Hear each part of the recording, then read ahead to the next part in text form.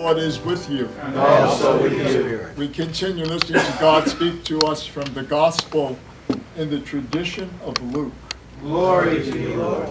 Jesus said to his disciples, "The person who is trustworthy in very small matters is also trustworthy in great ones. The person who is dishonest in very small matters is also dishonest in great ones. If therefore you are not trustworthy with dishonest wealth, who will you trust with true wealth? If you are not trustworthy with what belongs to another, who will give you what is yours? No one can serve two masters. Either one will be hated and the other one will be loved, or be devoted to one and despise the other. You cannot serve God and mammon." And this is the gospel, the good news of our salvation. Praise you, Lord Jesus. By the words of the gospel, may our sins be blotted out. Amen.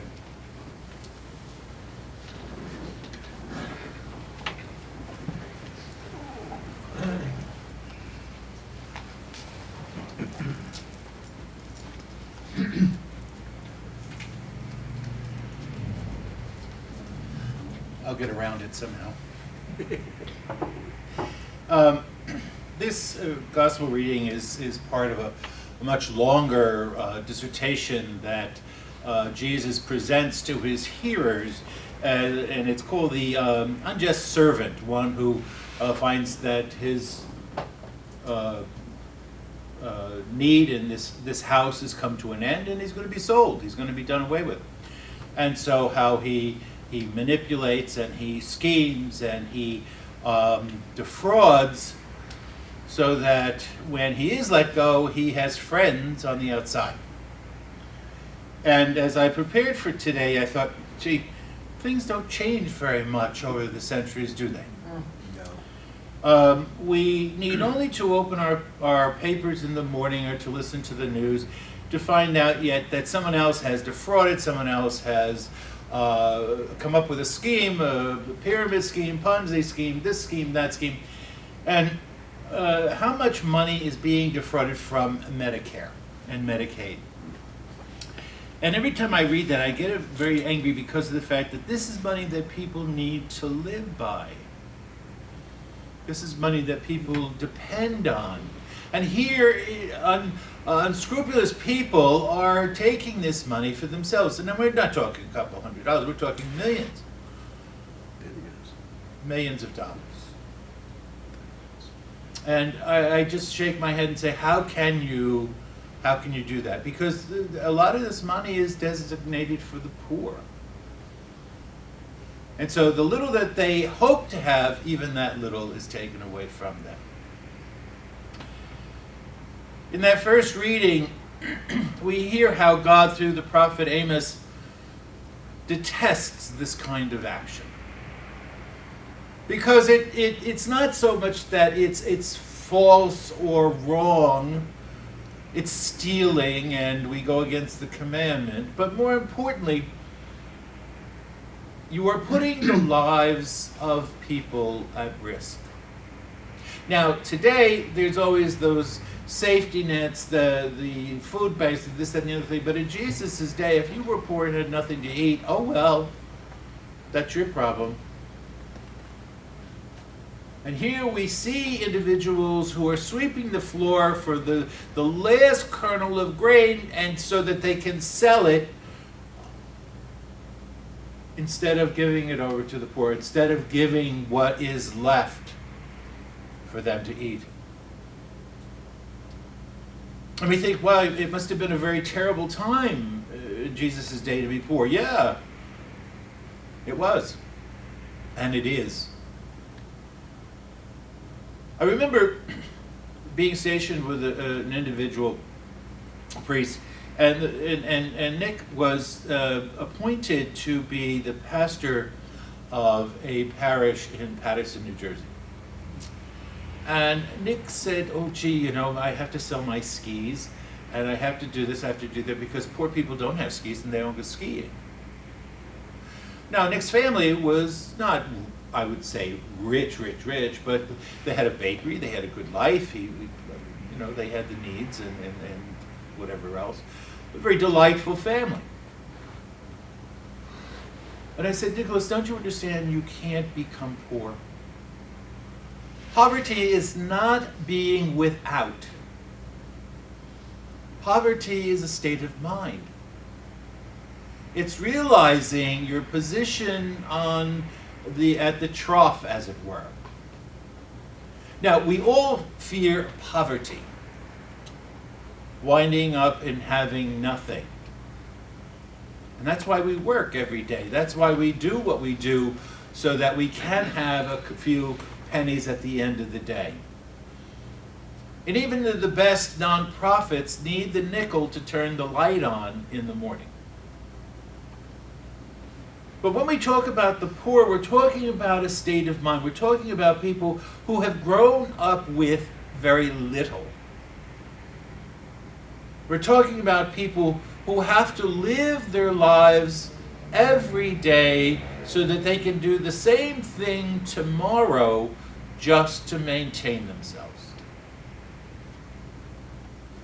Having worked in the health field, I can't tell you how many of the women that I had worked with would spend 8 hours as a certified nurse assistant, only to leave at 5 o'clock and check in at 6 o'clock for the night shift at a local hospital or nursing home.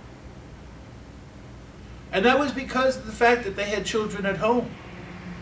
That was because of the fact that they wanted to give their children something more than what they ever had. Some of these women were divorced, were separated from their husbands. They had no other choice. Some of these individuals found themselves on the lower end of the economic scale. And because of that, they did what they had to do. And you know, sometimes you have to say, but how did you do it? Well, how did you do it? You did it. I remember thinking back, my grandfather, an immigrant from Naples, came over to the United States, didn't have much, but he established himself. He opened up a little grocery store, sold vegetables. So how much could that bring in? Vegetable and pasta. He sold macaroni. And it didn't come in pretty little boxes. It came in a bin that you pulled down like this. And with a scoop, and you put it on the scale, and that's what you pay.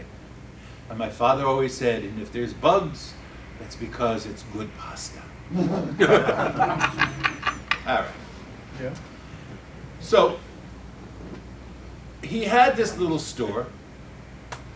He was in charge of the grounds at the Bamberger estate. Bamberger stores in New Jersey. And he was the head custodian of the estate. And he also lit lamps at night in the city of East Orange. At night he would go around, and he would be a lamp lighter, and come the dawn he would go around and put them out. And I thought, how do you do that? Well, you've got 6 kids at home, you've got a wife, you've got relatives living with you from the other side. How do you do that? You do it. Why? Because you have to. Because you have to. Nobody likes being poor. Nobody likes being without. But what we have to do is we have to look at ourselves and say, are these things that I want, or are these things that I need?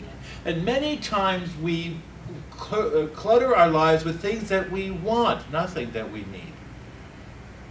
And having experienced this move that I'm in the middle of, let me tell you, there were things that I wondered, I looked at and said, what in the world were you thinking about when you bought this? Or what were you thinking about when you saved this? Going through clothes that were this big. There's no way, and maybe 6 months after I'm dead I would fit, but no. But yet it was away, it was packed away. For what? For what? And that's the thing that strikes me here. You know, sometimes lessons are easily learned, but sometimes they kick you right in the pants. Because that's where we begin to open our eyes. That's when we begin to take reality seriously. And many times when we look at our lives, we say, do I need this, or is it just something I want? Now, I am not saying that we have to live bare bones. It's always nice to open the refrigerator and find a castata cake or something like that. Yeah, it costs $30, but so what? That's the difference. It doesn't happen every day. I think the Golden Girls could have lived very well without buying cheesecake, that money that they spent. But be that as it may. What I'm saying is, I think we as Christians need to look at our economic concept of need and want. And there's nothing wrong with get something that you would like. There's nothing wrong with that. But it seems that we spend our lives worrying about what I like rather than what I need, first of all. Second of all, when I get what I like, then I have to make sure that I take care of that and protect that. That's mine. That's mine. So often as I drive around the area and I see this big tract of land, I think, wouldn't that be lovely to have a church or a retreat house on this tract of land and a beautiful fence around it being... What is it when we buy a tract of land that we do? Put a fence around it. Why? It's mine. Mm-hmm. It's not yours. Fence to protect it. St. Francis, in a dialogue with Pope Honorius, in presenting his rule, was in dialogue, and the Pope said to him, Francis, this rule is very strange. He says, we've never had a rule like this come across my desk. He said, first of all, you have no criteria for accepting members into the order. He said, what if you were to take somebody who was a thief or a robber or a murderer? So Francis looked at the Holy Father and said, Holy Father, first of all, we don't have anything. So there's nothing to steal. And to be a murderer, death is our sister. What do we have to be afraid of? And when I think in that way, I think that Francis gives us an excellent example of how things can move our minds away from the more important things in our life. Because when I am more concerned about this than this or that, then my life is upside down, because this becomes more important than you. I would rather give my life for this than for you. Why? Because this is mine. I worked for it, I bought it, and it's mine. But what about this? What about our relationships? What do we do with our relationships when we are so consumed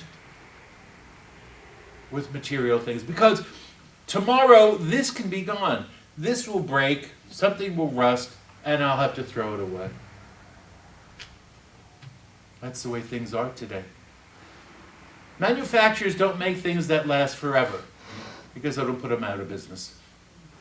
And all we have to do is look at our car dealerships and stuff like that. A car in my grandfather's day lasted a long time. Today, for 10 years if you're lucky. Or if they don't come out with something better. And iPhones are one of those things that we see over and over again. I got cell phones, when they first came out, they were small, they were convenient. Hello, how are you, goodbye. Now you can launch a rocket ship from them because they've now had this thing on it, and you push the button, and it, it's ridiculous. And they're almost as big as a small computer. But that's important. I'll wait in line to get that newest iPhone. But God forbid if the priest is 5 minutes late for Mass, I'm walking out. God forbid I come across a person who is poor and I won't put my hand in my pocket. God forbid I see somebody in need. But the need I have for that iPhone is more important. And so today, as we listen to these words, it's not bad that we like to have things. Everybody likes to have something nice in their life. Everybody saves for something nice in their life. Whether that be the vacation that they've always dreamed of, whether it's a new pair of shoes, whether it's a haircut, whatever it is. It's nice to have those things. But when those things become more important than one another, our relationships, our community, our relationship with our God, then we have a problem. And that famous words, Houston, we have a problem, becomes very, very true. Because our lives are not our own. We think we own this. No, my brothers and sisters. It owns